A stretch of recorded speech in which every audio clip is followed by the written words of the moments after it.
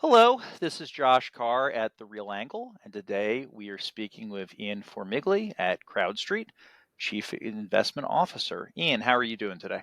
I'm doing good, Josh. Thanks for having me on the show. Good. Thank you for joining. It's always a pleasure to talk about new and cutting edge technologies, even though I think you guys have been around for a bit. So I don't know if I should call you cutting edge anymore. Um, so let's talk a little bit. CrowdStreet, and by the way, before we get into it, I always like to tell everyone if you want to check out the website, it's crowdstreet.com. I always like to put that out there because invariably someone emails me to say, where are these people? So let's start with the basics. What does CrowdStreet do? At its core, CrowdStreet is an online platform for individuals to invest in commercial real estate projects across the country. In essence, they join, they create an account, they start getting educated, they get introduced to different operators and developers, and ultimately look for private equity real estate investments that can take the form of multiple different asset classes, multiple different geographies, and business plans that stretch from 2 to 3 years to over 10 years if it's an opportunity zone, and everywhere in Sure. between. And your role, not you personally, but CrowdStreet's role is essentially, are you taking their money, investing on their behalf? Are you acting as a brokerage type model? Like what does your firm do in between the developer on one side of the room and the investor on the other side? Yeah, that's a good question because the answer is kind of both. Okay. CrowdStreet has one primary platform, but then a subsidiary platform underneath that serves it. So to start, the primary platform is a broker dealer platform, which is called CrowdStreet Capital. That is the Okay. marketplace. So in essence, all of the deals that come onto the CrowdStreet marketplace are running through a registered broker dealer, which is CrowdStreet Capital. But then within that, over the course of years, and that totality of real estate has looked like over 800 deals, of which about $4.3 billion of equity has been invested through the platform, in over 40 states of Okay. project location. Now, within that, though, there is also CrowdStreet has a registered investment advisor, which is called CrowdStreet Advisors. And that has two types of advisory clients within it. It either has a private client group, which are individuals who deposit funds and have an advisor and invest into individual deals on the marketplace. Or we also have a series of funds. And so CrowdStreet does form and manage funds on behalf of individual investors, Okay. and essentially kind of offers that kind of like that duality of for investors who want to do it themselves, pick and choose. They create a brokerage account and they go into the marketplace and invest individually. And for Right. those who want help, they can get an advisor. Or for those who say, I want to kind of buy the index, so to speak, I want to invest in a vehicle, not an actual individual deal, then they go into one of the multiple investment strategies that we've offered through our funds over the years, which the advisor debuted. So while the marketplace debuted in 2014, and then officially transitioned to a broker dealer marketplace in last year officially. The Okay. registered investment advisor kicked off in late 2018 and really got going in 2019. And without getting to specific numbers, obviously, because I realize there's also secret sauce on your side, so to speak. Are you seeing more growth in the investment advisor side right now or more growth in the broker dealer side? In 2023, I would say there wasn't a lot of growth in the investment vehicle side. We did a couple few vehicles, Okay. but also 23 was a down year overall. So we saw it. It I was don't know if 23. it was Yeah. on a percentage basis, probably still similar. But let's put it this way: in that aggregate, the total AUM is roughly about half a billion in the RAA versus about like I said, 4.3 billion that's come through the platform total. So you basically deduct that investment volume out of the RAA to kind of get to like what's marketplace only. So still overall, I mean, the marketplace, the broker dealer, and the individual brokerage accounts still drive the platform for the most part. But as we've grown, there's definitely a number of investors who've said this is interesting, but I'm not an early adopter type of, individual picker, stock picker type of investor. Sure, sure, sure, sure. So it's so that we've kind of seen this parting of the path of the different investors over time. Right. Different people want different things. I mean, some people want to go into a fund, and some people are like, no, I want to own a piece of that shopping center in the Southwest, which Exactly. makes all the sense in the world. No, Yeah. it's interesting to me because I mean, I've watched your platform grow because I've been kicking around for a while. And, I remember at the beginning when a lot of the online platform stuff started, there were a lot of entrants into the market. It seemed like everybody and his brother was like, hey, I can put up a website, and now it's obviously winnowed down to a few major players. Not that there aren't some smaller ones. Mhm. So you guys survived, which is awesome, and you thrived. Yeah, I mean, why do you think that was? Because there were so many players that entered this market originally, a decade and change ago when this all started.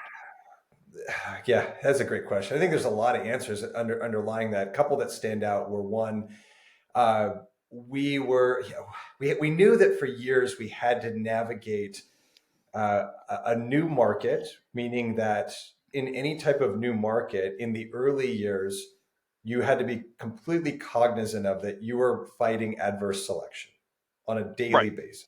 right. And so we were thoughtful about that. And I think perhaps relative to some platforms that came and went, maybe more thoughtful than others. But we had to start from the beginning of saying, we're not going to do a deal for the sake of doing a deal. We're going to be very thoughtful on what we want to do and try to find the right fit with groups to do it.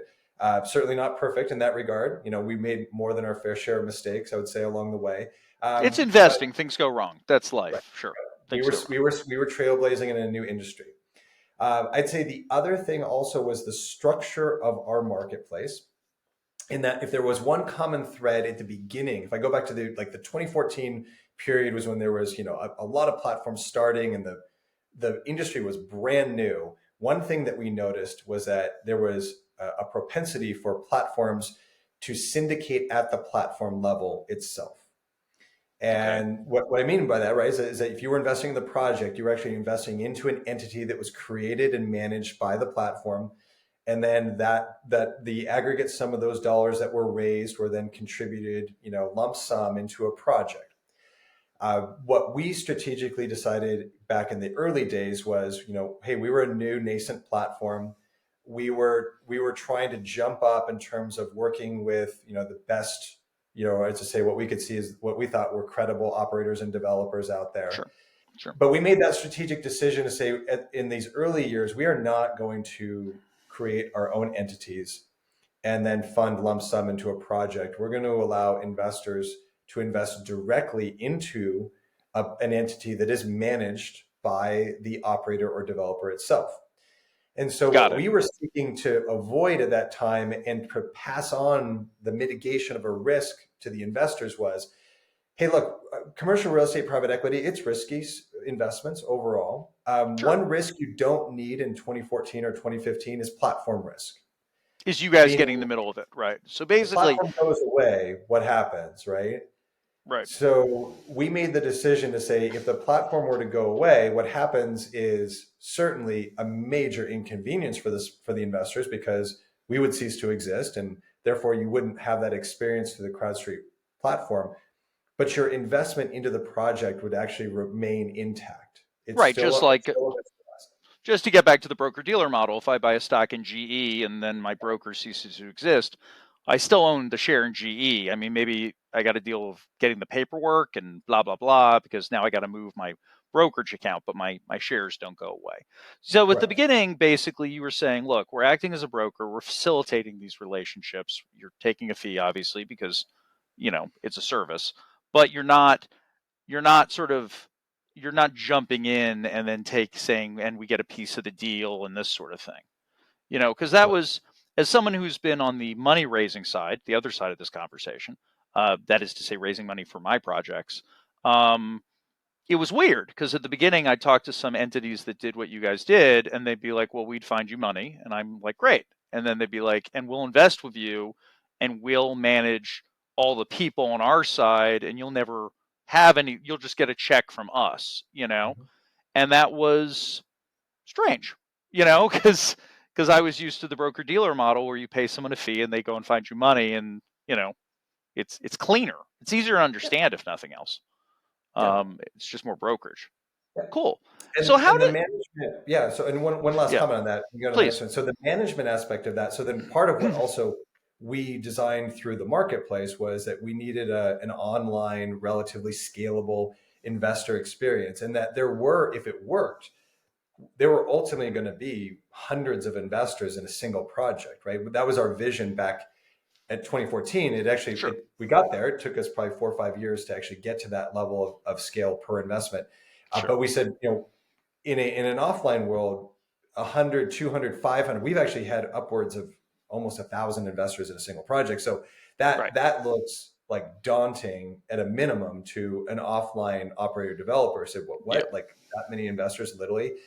And we said, you have to remember, this is online. They're investing at smaller increments than they might on average coming through, a friends and family type syndication. And right, that ultimately, if you can deliver a consistent experience through quarterly reports, timely accounting, essentially just project updates and execution of the strategy, uploading information regarding distributions and the like, that you can take, essentially you could have 30 or 40 investors make it feel like one or two in the offline environment, right? Because they will be low touch if you're right. proactive and if we're communicating through them, through a platform. So that was kind of like the last piece that we said we had to figure out how to get that reasonably right. Again, well, less than perfect for sure, but that's what enabled us to get to hundreds of investors in a given deal. No, it's interesting. I mean, the most I've ever done in a traditional investment structure was 22 people, Yeah. which, is a lot if you actually have 22 human beings that you have to interact with. It's a lot of just sending documents around and it's aggravating as heck. So yeah, no, I definitely see the benefit of technology in that way. Now, just for people to understand, let's talk about what crowdfunding is and how that ties in with this whole conversation. Because crowdfunding, I think, is a large part of this conversation. Yeah.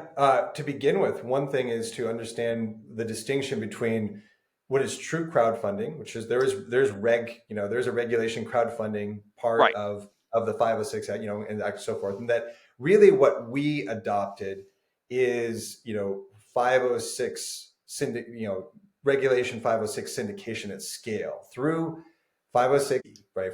Okay. And then there's a B, there's a type B, that's the There's friends and different family. levels. Yeah, yeah. 506B, we were going to 506C. So we were doing online Reg D syndication Okay. that would enable up to 2,000, give or take, individuals into one entity. They would all have to be verified as accredited in order to do that. There's no, Sure. there Just are, like there's any no, Reg D. Okay. Yep. right.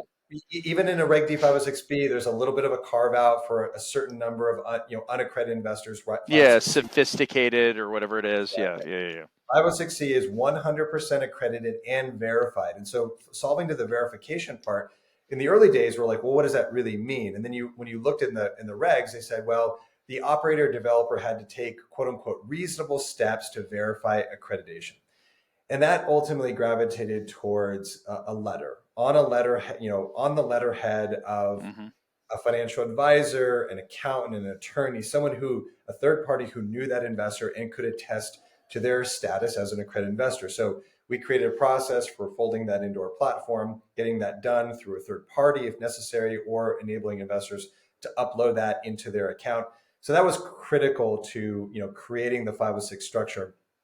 But then from there, it is a crowd in the sense that it is a large number of individuals coming together, but it is high net worth accredited individual investors just syndicating at scale. So that was Okay. again, spent a lot of years talking, when we go to conferences and panels, it was really the fact that technically we're not crowdfunding, but we are, we fit into the broader sphere. But really we're just massively scaled syndication. Yeah, yeah, as you said, you're huge Reg D. You're not a crowdfunding the Jobs Act or whatever it was. It's all Right. different part of the regs. Reg CF was like true crowdfunding portals, and Right. we were definitely not that. So it was just even helping investors understand that we have a label, we get it, we fit into a space, but we actually are not, we don't fit the definition of crowdfunding. Well, look, I mean, this, in all fairness, I mean, you're not alone. And by that, I mean, I always enjoy like throwing out, because I've been teaching for years. I always like to throw out the term. I say, so what is private equity? like let's define private equity. And private equity is a very large world. I mean, it could be traditional. We take public companies private. It can be we're three guys in a room who just buy real estate. I mean, the word, it's the same problem. It's just, it's a term that's so broad. It's almost, I don't want to say meaningless, but it's so broad that it just encompasses a lot of different kinds of things. So with your investors, if you were to say from an interest standpoint, what sells best from a brokerage standpoint, for the investment advisory, from a brokerage standpoint, what sells best on your platform? Is it development deals? Is it stuff in a particular region? Is it a product type? Where do you see the love, and where do you see things that to you, just as an individual, you, Ian, think make sense, but investors just don't get excited by? Sure. So to start with, what do we see that we like and, we see investors gravitate towards? Right. First, product type. Everything that we've ever done throughout our history is 50% multifamily. Okay. We think for, it's obviously a product type that has made sense to us and I come out of even a background of multifamily syndication. So I have even a personal penchant for like, why invest in multifamily? But it also resonates with private individual investors from the standpoint of it's usually more approachable, right? It's a little bit easier to understand. Sure. All of us have probably lived in an apartment at some point in our life. So like we have some connectivity to it, Right. at maybe like when we're a lot younger, but like, again, like the fundamental reason. And then also just like the idea that everybody does need a place to sleep at the end of the day. So, Sure. unless for unfortunate people we're houseless, but the idea No, being but you that can wrap your brain around, I pay rent, I get an apartment. housing Understandable. stock, and then we look at the bigger demographics, we're still relatively undersupplied on, individual dwelling units in the United States Yeah, and we all are. that kind of stuff. So, so for starters, it's just housing, rental housing is something that's approachable. Also keep in mind that a lot of investors, even on the platform, they might be trading out of individual rental homes, now Mm, trying to go passive to get into multifamily. That's sure. another thing that we see was relatively common on the platform. That's So that's why interesting to me. multifamily has just made sense.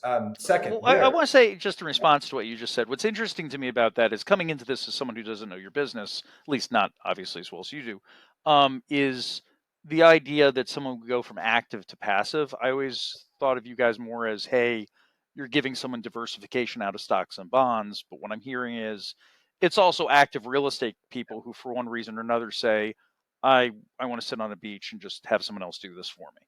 So that's Yeah, interesting to me. That's interesting. definitely the case. I mean, for a lot of years, we saw a lot of adoption by single family rental owners.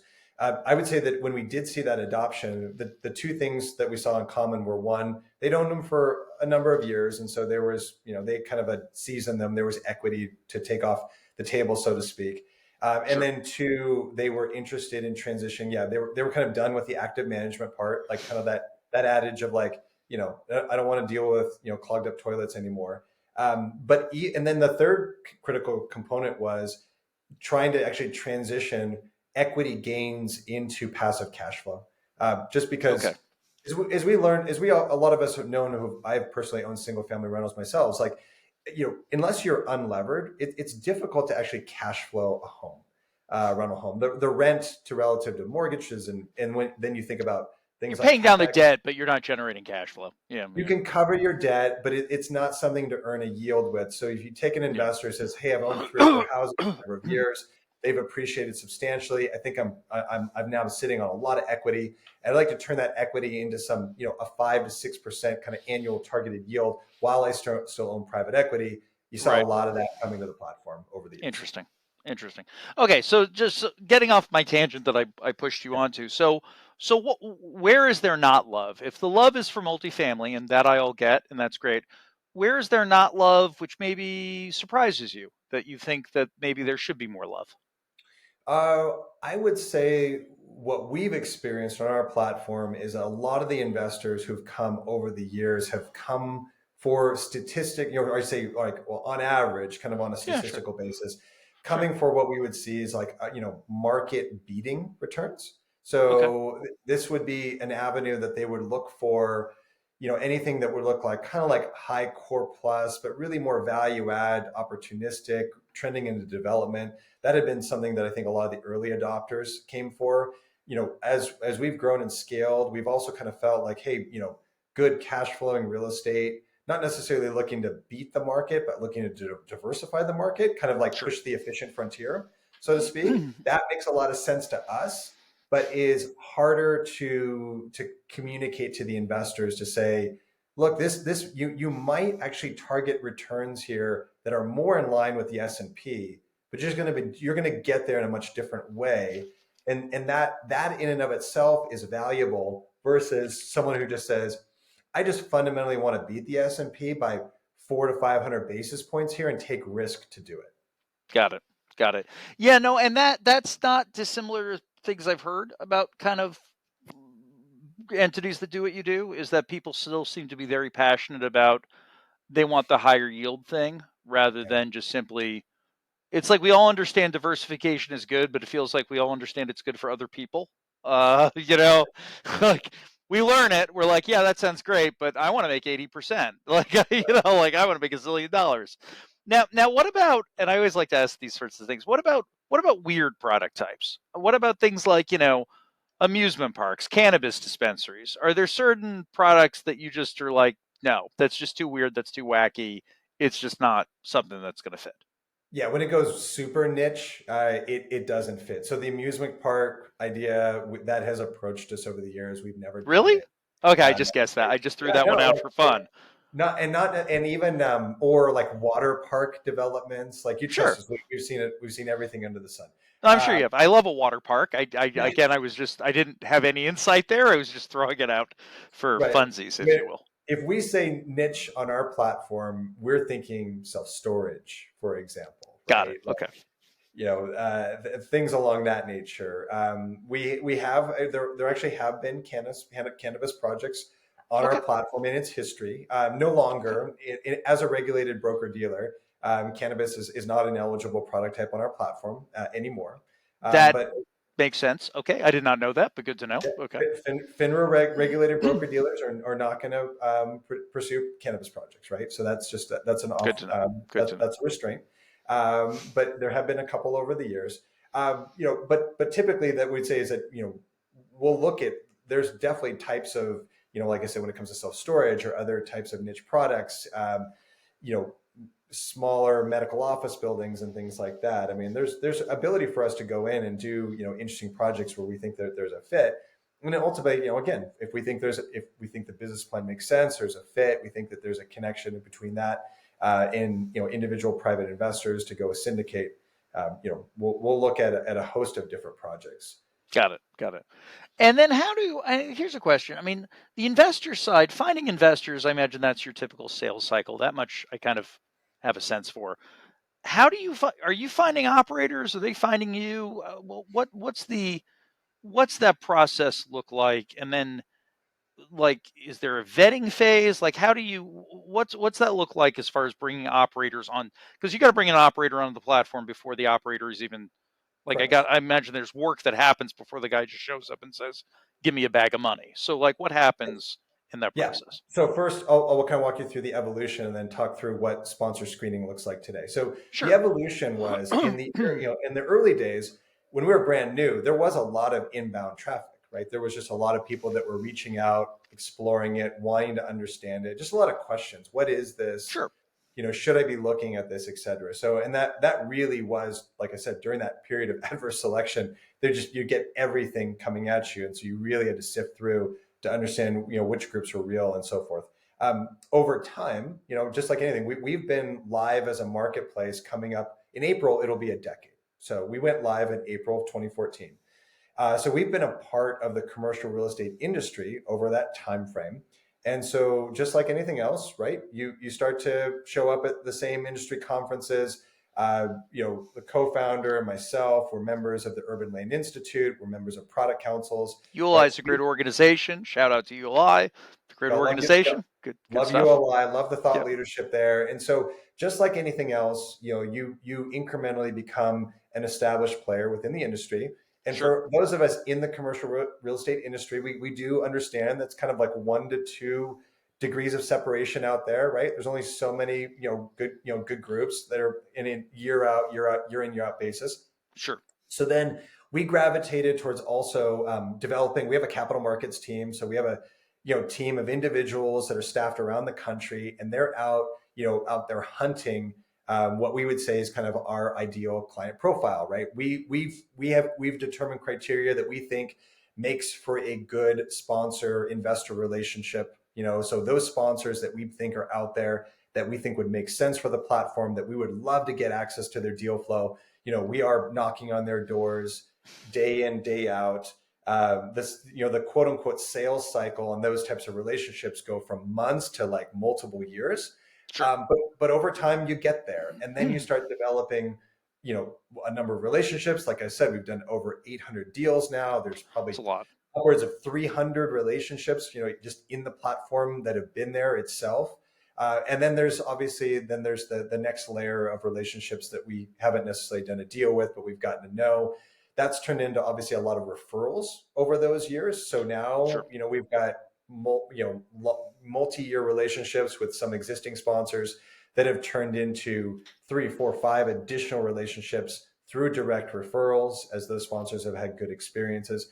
And and then again, ultimately, really what we're sorting down to is this idea that we represent a different type of channel for equity, right? Predominantly equity. There's some debt on the platform, but it's predominantly It's equity. Yeah.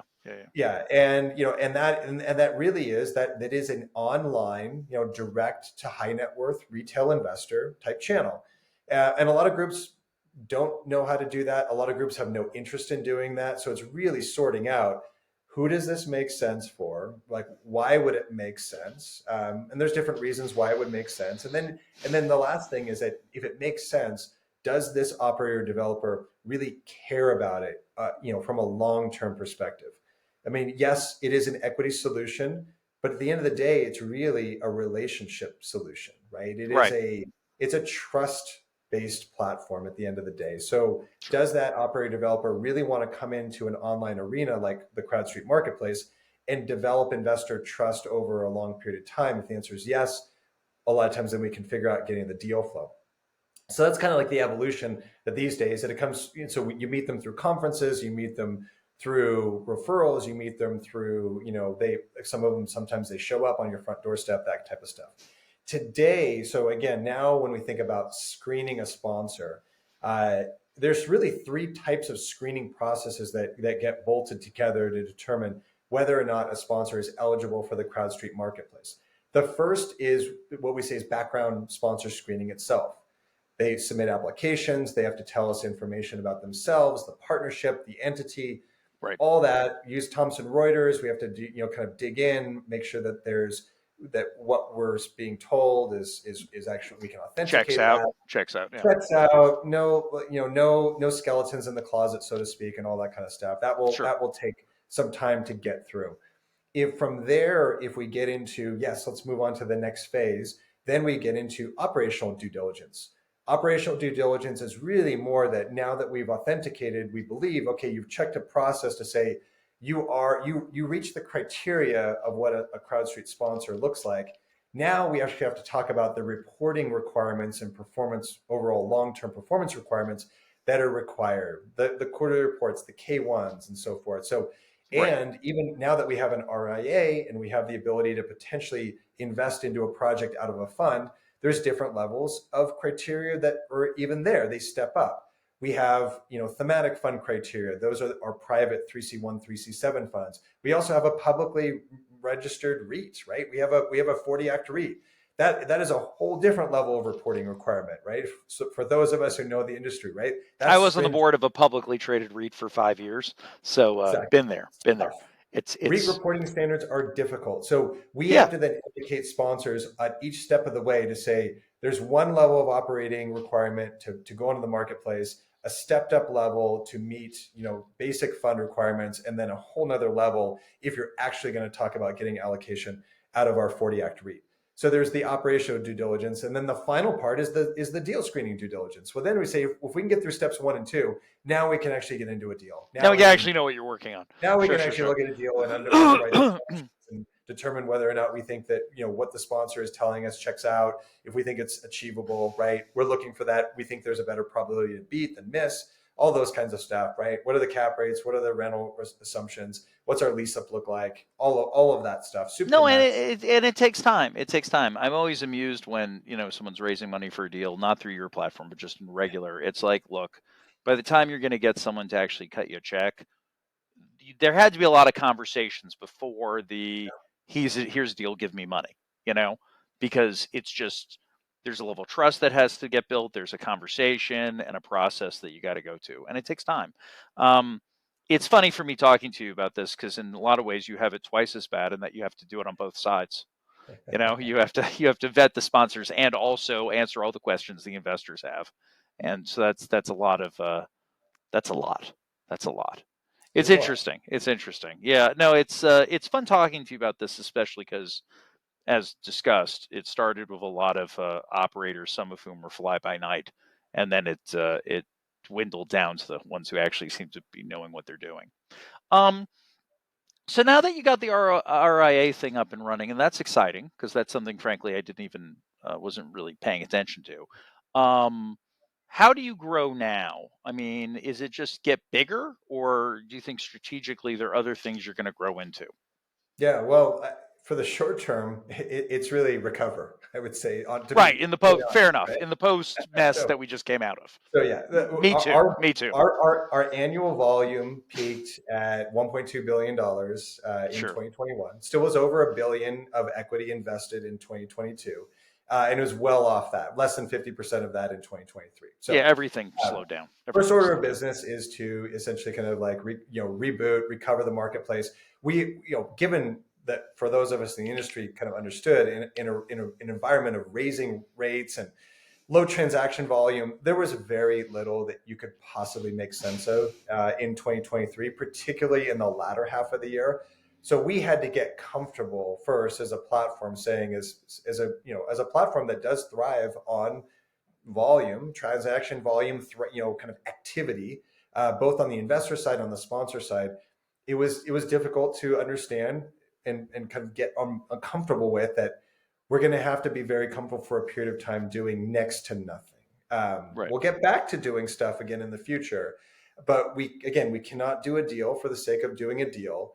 So if it doesn't make sense, we're not going to do it. And that got us down to doing where we had peaked at over 100 deals in a single year, doing literally on average a deal a month in the latter Right, half. which is a lot less volume, but at the same time, as you said, it's like if you push stuff out the door that's junk and it blows up on you, you end It's a the effects are worse than whatever fees you may have generated. Yeah, it's a great way and to in go. that way, that conversation is the same conversation you have with people in investment banking. It's the same thing. On one hand, you're raising money for a company. On the other hand, your name's still on the documents, so Yeah, you can't just be raising money for everyone who walks through the door. yeah. No, it's interesting. It's interesting. Well, So look, sorry. oh yeah, so 24 really is just about, starting to actually get back out there. We are seeing deal flow that is substantially more interesting than it's looked like since, call it, the end of 21, beginning of 22, right? I mean, and now we're kind of like, we feel like we're kind of at that beginning of the inflection point of things are actually starting to look better than worse, right? We're starting to see the ability of like the positive leverage in an asset is showing up for the first time again in a number of years. I mean, there's some telltale signs that that the pricing in the market is starting to look attractive enough to really get back out there. Expansion of cap rates looking interesting, right? Kind of what we would say is market clearing pricing, establishing what we hope will be a new cycle. So that's our plan for 24, is to say there's enough stuff to look at. It's still an inefficient market, still going to be relatively low volume, we think, for at least the first half of the year. We're cautiously optimistic that if we get to a couple of rate cuts, we in the latter half of the year, that might seem a pickup in transaction volume. Now that things are going to start to underwrite a little bit better. But that's kind of the thesis for this year, and then to really kind of pick up upon that and get things back up to, over the next couple few years to kind of peak volume again. Excellent. Well, look, this is good to talk about. I mean, everything you're saying tracks with the conversations I've been having. All the equity people I know in 23 were all saying, well, let's talk in 24. And now that we're in 24, it's like, okay, so we're going to go do some things, and the conversations are happening.